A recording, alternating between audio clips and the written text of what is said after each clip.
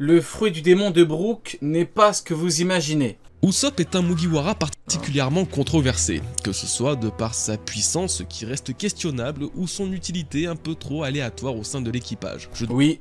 dois avouer. Ouais, Goji. Il a totalement raison. C'est complètement... Il est complètement controversé. Et moi, j'irais même jusqu'à dire qu'il est complètement honteux. Parce que dans les faits, cet homme est une catastrophe. Alors oui, il est humain, mais que voulez-vous? Il est humain, comme Nami est humaine, comme beaucoup sont humains. Et pourtant, tous ces humains ne font pas n'importe quoi. Oui, et ce sans le détester, que ce n'est pas Ouais, Goji. le personnage qui me transcende le plus dans One Piece. Et pourtant, je suis intimement Le bonnet. Quoi le bonnet?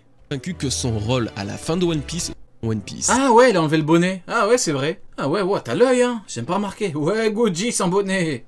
Et pourtant, je suis intimement convaincu que son rôle à la fin de One Piece sera absolument légendaire, qu'il deviendra une figure inoubliable de cette œuvre. Les raisons sont très nombreuses, mais je dois avouer qu'un élément en particulier m'a conforté dans cette idée, un élément ou devrais-je dire, une théorie. Usopp... Ah bah en vrai, on en a parlé tout à l'heure, hein. Mais moi, je comprends totalement ceux qui n'en peuvent plus de ce mec-là. Enfin, c'est même pas ceux qui n'en peuvent plus, mais ceux qui n'ont littéralement plus d'attente. Je vous comprends totalement, parce qu'au bout d'un moment...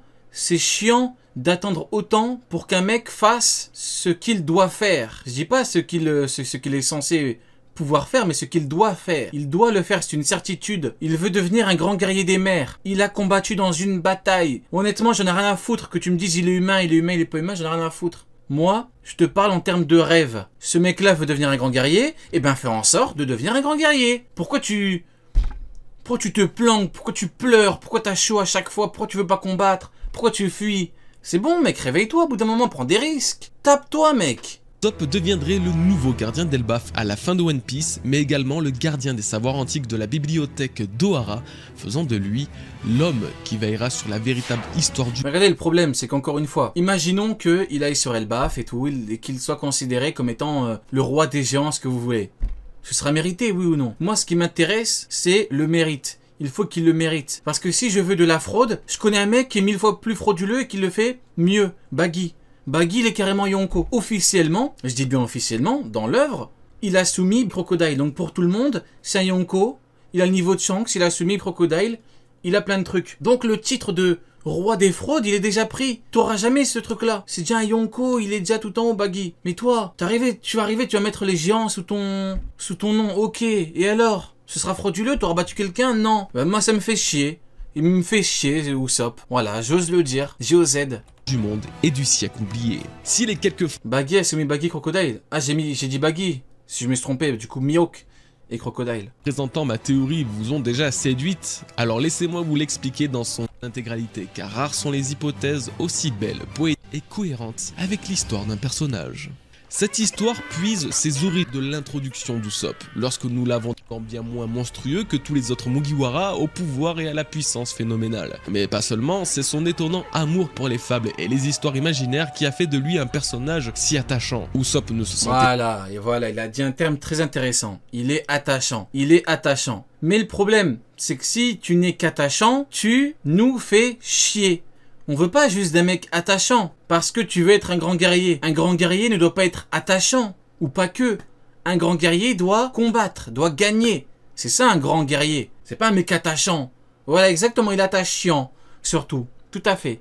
n'est pas capable de vivre des aventures épiques, alors il préférait se les inventer. C'est cette habitude qui l'a en partie poussé à mentir si souvent. Des mensonges qui transportent un véritable message, car comme vous devez le savoir, Usopp a cette drôle de capacité de prédire certains événements qui se réaliseront bel et bien à travers ses fabulations. Pourtant, et c'est là toute l'ironie de la chose, si quasiment toutes les théories sur Usopp se concentrent sur ses mensonges et comment ils pourraient se réaliser, ça ne sera pas le cas de celle-ci. En effet, et au-delà de ces canulars, je veux bien que vous gardiez en... Ouais, c'est vrai. C'est vrai que depuis que les théories OP existent, ça a toujours été Usopp, les mensonges, les mensonges, les mensonges. C'est bon, on n'en peut plus de ces mensonges. On veut un petit peu de réalité.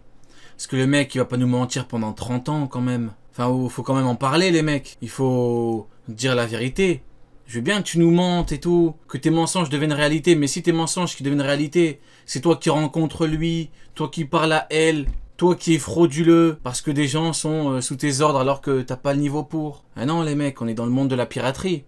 On a marre des fraudes. En tête l'importance des contes et des fables dans l'écriture de ce personnage, car c'est ce qui sera déterminant dans la compréhension et la cohérence de cette théorie. L'autre aspect hyper important de la personnalité d'Usopp lui vient non pas de son introduction, mais de sa rencontre avec Dory et Brogy, des géants d'Elbaf vivant reclus sur Lilol Garden. C'est en découvrant leur culture que notre cher Mugiwara tombera dans... Ma daronne donne le combat de sa vie à Usopp. Oui, probablement. Dans une profonde admiration pour ce peuple de guerriers fiers et puissants. En fait, Elbaf est devenu l'un des rares lieux de One Piece que l'on assimile autant à un personnage que Usopp, au point où on s'est tous un petit peu persuadés que la découverte de cette île à travers les Mugiwara se fera plus particulièrement à travers ce dernier. Au-delà de Laftel, la dernière île sur laquelle est censé se trouver le One Piece, et donc par extension représenterait la destination finale de l'équipage, Elbaf semble représenter le lieu ultime pour Usopp, le lieu où il concrétisera son rêve qui est de vivre comme un brave guerrier des mers. Nous avons donc tous cette intime certitude.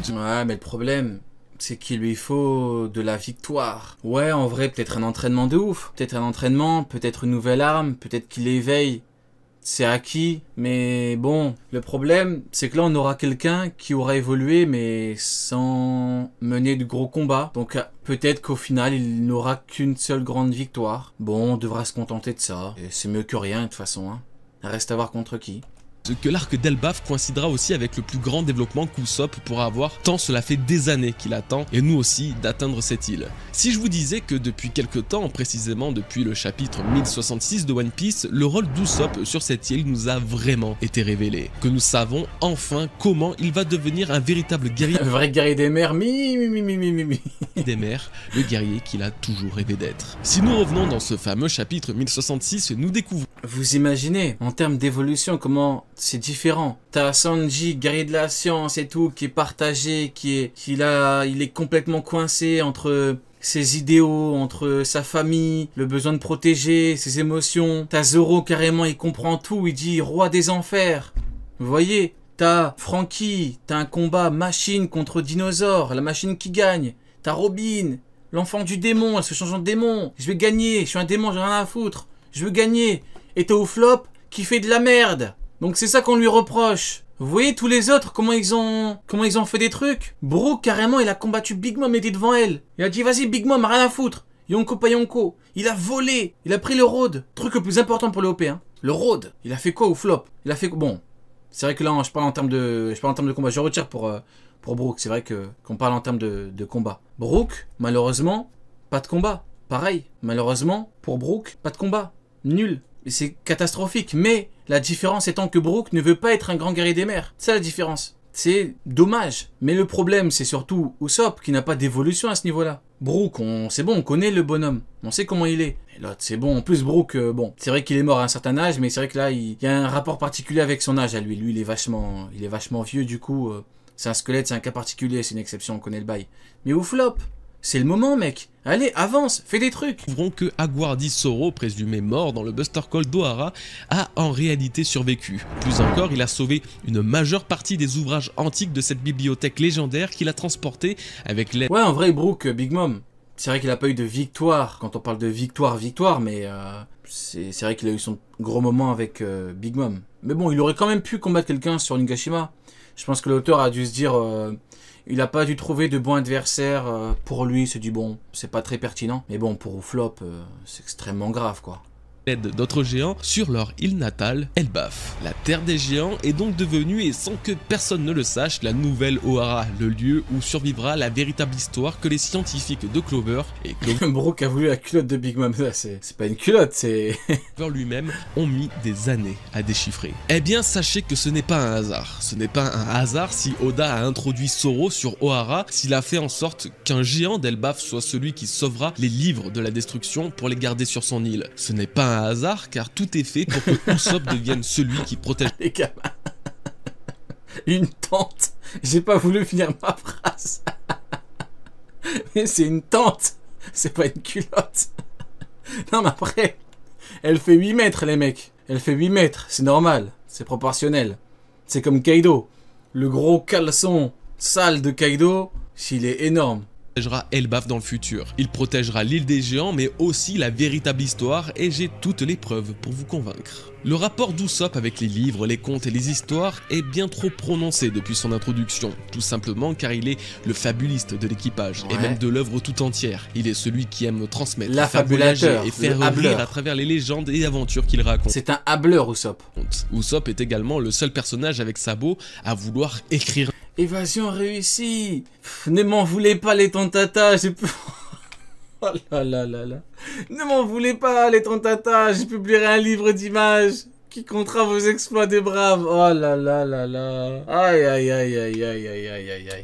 Un livre, c'est ce qu'il dit aux Tontata sur Dressrosa lorsqu'il les abandonna Quelle merde. Qu'il écrira un livre sur leur histoire pour les générations futures. Pas seulement aux yeux des Tontata, Usopp était le descendant de Mont Blanc Norland, le légendaire explorateur qui est justement venu en aide au peuple des Fées, et je vous rappelle que Norland est lui aussi à l'origine d'un livre sans doute le plus connu du monde de One Piece, bien qu'il ne l'ait pas écrit de lui-même, sur l'histoire du plus grand menteur du monde. Sacrée coïncidence avec Usopp. Pour l'instant, Oda n'a pas romanisé l'écriture d'Elbaf dans le manga ou ailleurs, rendant difficilement vérifiable l'argument que je vais vous donner. Mais dans la version officielle anglaise, l'orthographe d'Elbaf transforme le nom de l'île en fable une fois lu à l'envers. Encore une fois, le lien avec Usopp, le fabuliste de l'œuvre, est évident et ne fait que prononcer l'importance qu'il aura sur cette île. Alors, en ayant pris en compte tous ces éléments, êtes-vous sûr que ce n'est qu'un pur hasard qu'aujourd'hui Elbaf comporte absolument toutes les histoires du monde? Non, mais après, voilà, le truc avec les géants Usopp, bon, comme il l'a dit Goji, on avait le lien depuis longtemps. Little Garden, puis Enies Lobby, là oui, Fable, Elbaf et tout. Mais bon, reste à voir l'intérêt scénaristique d'Usopp là-bas. Qu'est-ce qu'il pourrait apporter de bien?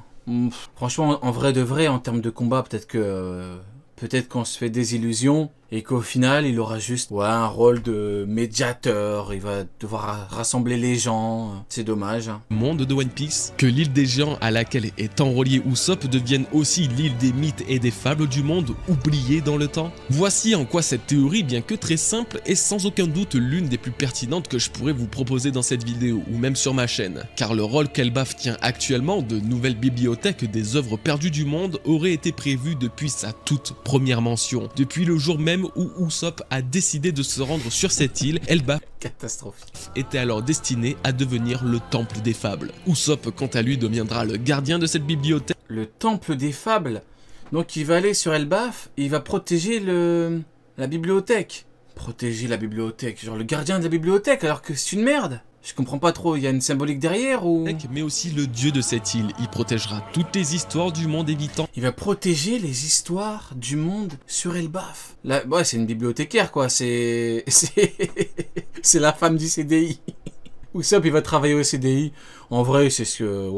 Ouais, en vrai, pourquoi pas, c'est une vie calme, sans problème...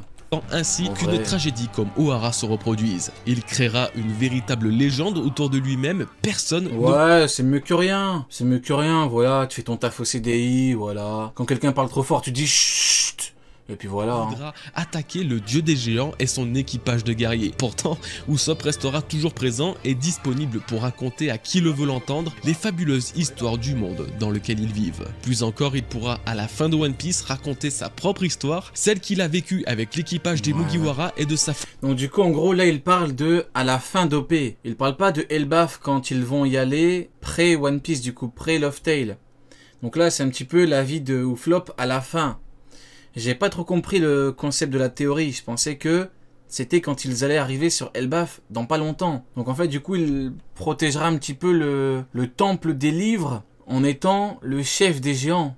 Ouais bon en vrai pourquoi pas hein. Fabuleuse épopée jusqu'à Laugh Tale, l'île du... Ah jusqu'à Laugh Tale. Donc du coup ils vont arriver sur Elbaf, il va devenir le roi des géants ou le maître des géants ou le capitaine des géants. Il va garder la bibliothèque. Du conte du rire. Je comprends pas trop le... Il y a des Mugiwara dont je parle très peu en général, tout simplement car j'ai moins de... Ah donc c'est post-P, parce qu'elle dit jusqu'à Laugh Tale. Et tu mets le doute gros. Et de sa fabuleuse épopée jusqu'à Laugh Tale, l'île du conte du rire. Il y a non, peut-être qu'il va raconter sa vie. Bon, de toute façon, il est frauduleux, qu'il aille se faire voir ou ça. des Mugiwara dont je parle très peu en général. C'est bon, au bout d'un moment, combat, mec. On n'en peut plus de tes conneries. Tout simplement car j'ai moins de choses à dire sur eux. Ouais, ça me fume les gens qui disent t'as pas compris, mais qui expliquent pas. Dites, moi c'est quoi, au lieu de dire t'as pas compris. Y a pas d'intérêt. Si quelqu'un comprend pas quelque chose, il faut lui dire c'est quoi. C'est quoi l'intérêt de dire t'as pas compris? Il faut le dire les mecs. Qu'est-ce que c'est que ça? C'est comme si tu me dis, je te dis ouais t'as rien compris. Mihawk, il est pas niveau Yonko et je te dis rien derrière. Mais ça n'a pas de sens. Il faut des éléments. Regarde Rin. Regarde Rin. Rin, tu vois le chat là? Regarde Rin. C'est un tour de magie. Là tu vois le chat. Hop, tu vois. Et là tu le vois plus. C'est un tour de magie Rin, tu vois. Je suis magicien. C'est formidable hein. Du coup, maintenant parlons de Nami. Il y a des Mugiwara dont je parle très peu en général, tout simplement car j'ai moins de choses à dire sur eux. Moins d'inspiration, moins d'intérêt, en bref, j'ai rien de captivant à vous proposer sur eux. C'était le cas pour Nami, jusqu'à très récemment. Alors, pour le coup... Il a disparu Rin. Tu vois Rin, j'ai éteint ta lumière. Tu n'existes plus, voilà. Et j'ai même pas eu besoin d'utiliser le Mother Flame, tu vois. Ouais, exactement Omega, c'est mon surnom de magicien. Ryu le magnifique. C'est vrai que, maintenant que tu le dis Omega... C'est vrai que les magiciens, ils sont tous des surnoms de fous, hein. Mais c'est vrai que maintenant que tu le dis, il y a toujours le magnifique, le fabuleux, l'extraordinaire. C'est vrai, hein. Masterclass. Je suis le magnifique. Voilà, je suis magicien. Rin, c'est comme un petit lapin. Je le fais disparaître. Sauf que dans mon tour, malheureusement, je peux pas le faire réapparaître. Ah bah merde, j'arrive pas à retrouver ton blaze, le maléfique. Le maléfique. Il y a le magnifique et le maléfique. Ah bah désolé, tu vas devoir attendre la fin du live, Rin. Du coup, je ne sais pas si on peut qualifier la partie qui va suivre comme une théorie. Ce qui est certain cependant, c'est que très peu d'entre vous connaîtront l'histoire que je vais vous raconter. Moi-même, je ne l'ai découvert qu'il y a un mois ou deux. Pour cause, elle n'est disponible qu'au Japon, oui. En effet, on parle là des origines de Nami, les origines inconnues d'une des premières Mugiwara, et devinez quoi, c'est Oda en personne qui en parle. Alors n'attendons plus et découvrez avec moi une histoire majeure de One Piece que vous ne connaissez sans doute pas. Gojil parle japonais? Peut-être. Je pense pas, mais peut-être. Pour contextualiser ma découverte, il faut savoir que je n'ai strictement rien fait, et c'est pour ça que je vais donner en entier crédit. Ah bah non, du coup, non, il ne parle pas japonais, on a la confirmation. Tu as ta réponse. Deux comptes Twitter, Sandaman AP et Nami Origins. Tout commence par ce tweet de Sandman AP. Tiens. Sandaman AP et Nami... Comme c'est étrange, Nami Origins, quelle origine d'une théorie farfelue sur Nami? Tiens. Je rigole, je connais pas la théorie, on va découvrir.